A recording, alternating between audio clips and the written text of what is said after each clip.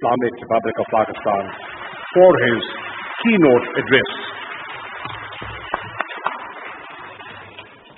Bismillahirrahmanirrahim. Iyyaka na'budu wa iyyaka nasta'in. Secretary General OIC, respected foreign ministers, ladies and gentlemen. First of all, let me welcome all of you to Pakistan. The irony is that 41 years ago, the extraordinary meeting of the OIC was held in Pakistan. It was discussing Afghanistan.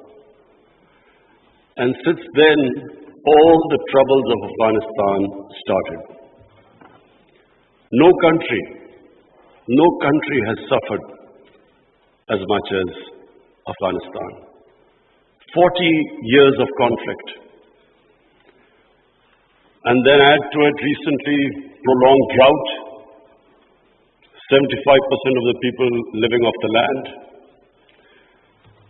And then, even before 15th of August, half the population below the poverty line. Years of corrupt governance. 75% of the budget. Now, a country in this situation, after 15th August, if the foreign aid dries up, the foreign reserves get frozen, banking system freezes, any country is going to collapse, let alone Afghanistan, which has suffered for the past 40 years. So I'm really glad all the speakers before me mentioned the gravity of the situation. Especially I would like to point out what Michael Griffith, Under Secretary of the United Nations Secretary General, what he had to say, the figures he gave. So the point is that if the world does not act, this will be the biggest man-made crisis which is unfolding in front of us.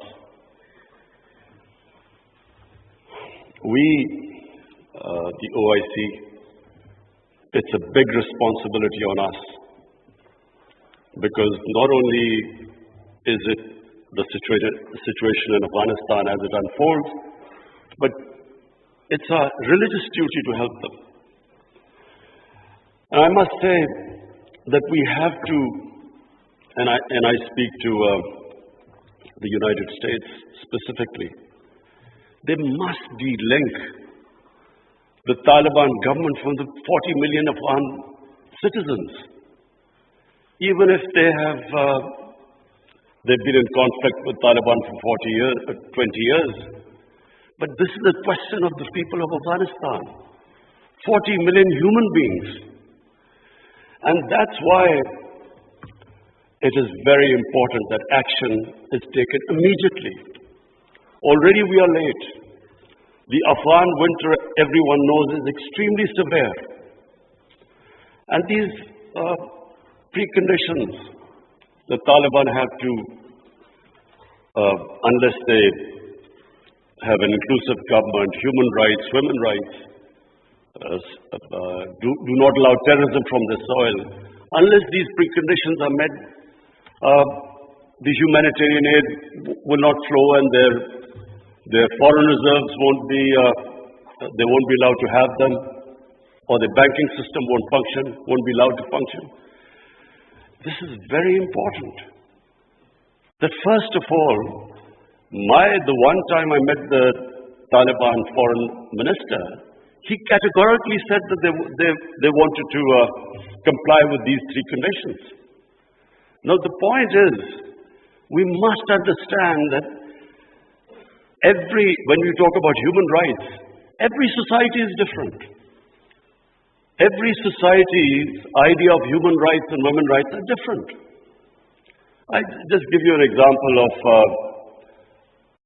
the Pakhtunkhwa province, which borders Afghanistan, because the culture is similar, because Taliban is basically predominantly a Pashtun movement, and there are more Pashtuns on our side of the border. Now, the city culture is completely different from the rural culture. Kabul, culture in Kabul was always different to rural areas. Just like at Peshawar, it is completely different, the culture, to the districts adjoining the Afghanistan border. So I give you an example.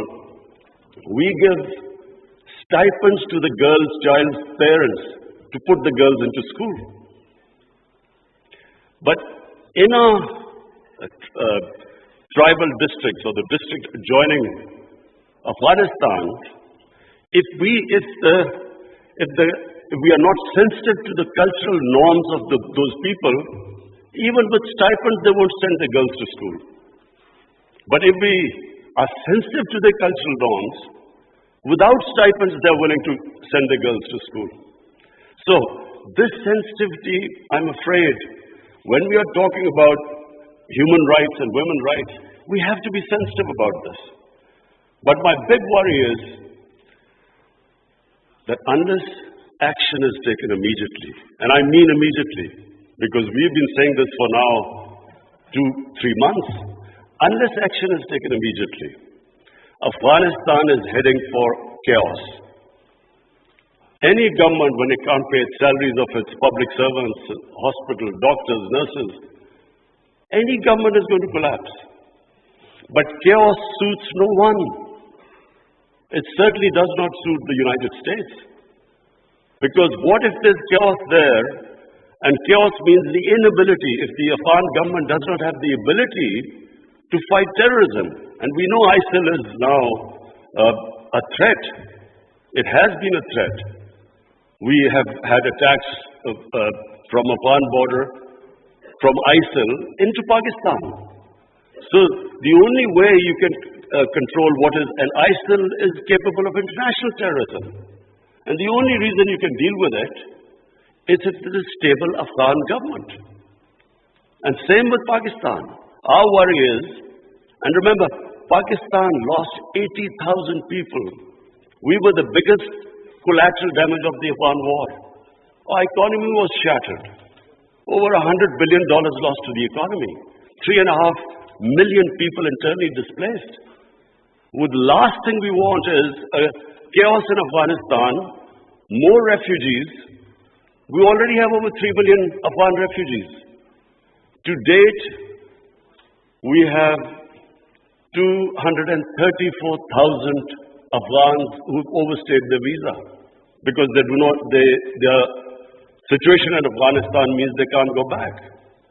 And remember, this is a country, like most developing countries, who are suffering from the fallout of the coronavirus. COVID-19, we're all suffering from the impact it has had on world economies. So we are in no position to deal with this, another influx of refugees and terrorism. So, my request to the international community, to the United States specifically, I know the Europeans are extremely sensitive. They understand the situation. There's a refugee problem not just in Europe, all over the world. So everyone knows that this chaos will lead not just countries like Pakistan and Iran. Other countries will also eventually have refugee problems. But in much richer countries, you have 2,000-3,000 refugees, and there's an issue.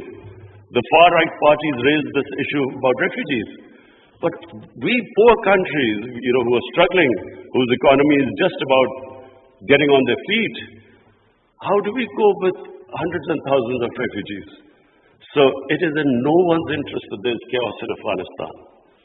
And that's why I was very impressed by the Islamic Development Bank's suggestions of immediate, medium and long-term ways of helping the people of Afghanistan, of making the economy sustainable.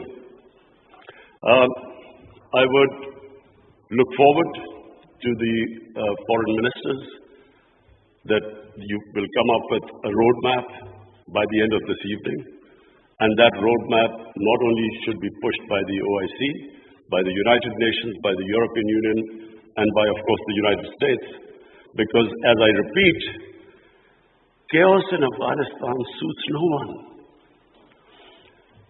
And finally, because I have this platform of the OIC foreign ministers, I would just raise two more points. One is Palestine and Kashmir.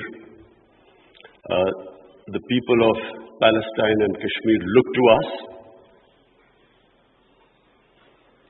They want to see a unified response from us about their human rights, about their democratic rights, rights which United Nations Security Council resolutions have given them, and unfortunately not implemented.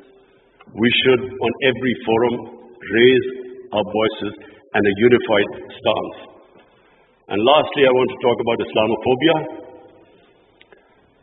Unfortunately, the refugee crisis in Western countries has exacerbated Islamophobia. Islamophobia really started reaching a dangerous levels after 9/11, when terrorism and Islam were connected.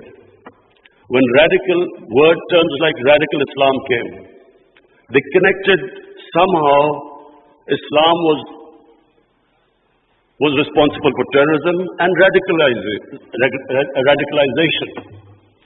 So this connection has made life difficult for people living in Western countries, Muslims living in Western countries.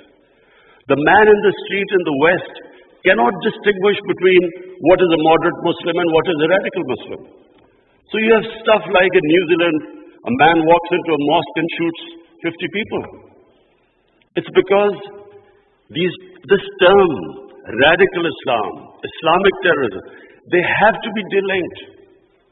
And secondly, the reason for Islamophobia is people in the West do not understand when our Prophet Muhammad sallallahu alaihi wasallam is mocked or ridiculed or insulted. They can't understand the reaction amongst the Muslims because their attitude to religion is different to ours. So it's very important for the OIC to play its part in explaining to the Western world on forums like European Union, United Nations, their think tanks, making them understand. Rather than this gap growing between Muslims and non-Muslims because of inability to understand Islam, it is our responsibility in the OIC that we make them understand. We have in Pakistan formed an authority, it's called Rahmatul Alameen Authority. The purpose is to have top Pakistani scholars in this authority who coordinate with Muslim scholars all over the world. And one of the objectives of this Rahmatul Alameen Authority is that there should be a considered intellectual response when things like a cartoon appears insulting our Holy Prophet, peace be upon him. There should be a proper response from scholars to make them understand why Muslims react, that the love and reverence we have for our Holy Prophet, peace be upon him, because they don't understand this. And secondly, to make them understand that our Holy Prophet was called Rahmatul Alameen. He was to bring mercy for mankind. He was not called Rahmatul Muslimeen. He was not just for Muslims. Just like our God, Allah, is God of all human beings. So, our Prophet united human beings. His whole message was of love. But this is not, the people in the West do not understand this. There is so much propaganda against Islam.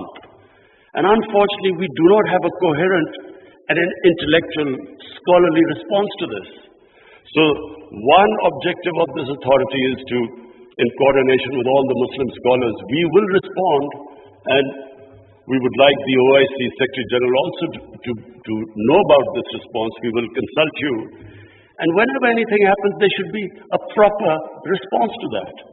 But secondly, it's also for my own country, because we feel that we can raise the morality and the ethics of our society by making people understand the seerah of the Prophet, his teachings, to raise the ethical standards in our country. And at the same time, unite our people. Because unfortunately, religion is used by elements in our society to divide people, spread hatred. The whole idea is to unite human beings under the teachings of our Prophet.